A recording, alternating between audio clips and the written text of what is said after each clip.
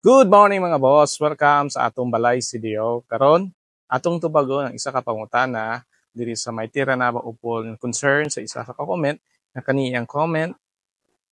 Iyang pangutana dili na diha bahaon diha boss. Na kung pangutana niya is kung bahaunon ba ning area ang atong tira na ba upol.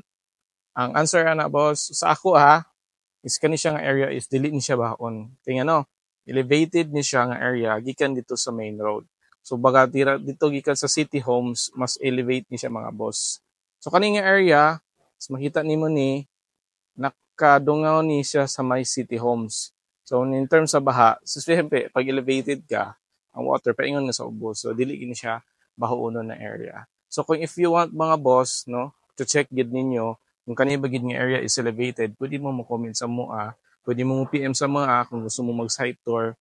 Just message lang sa PM us to schedule nato ang site tour diri sa Maytera na ba. So kung i-check nimo ang unit no, paspas kayo ang development diri. So karon ang diri nga side sa una wala pa gid ni siya nahimo no ato i-switch gani. So kani nga size no, o kani nga mga balay wala pa gid ni siya nahimo sa una no last month. So karon sa kita nimo natindog na siya kani nga block.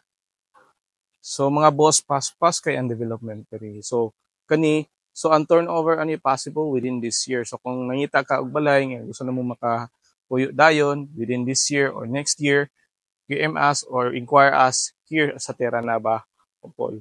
Kung gusto mo po more information about ani nga mga nga development or project, pwede niyo po i-message us. So, kung unsa inyo nakita diri boss, mo na inyo makita na mga balay nga available diri. So, napatay mga bakante din no.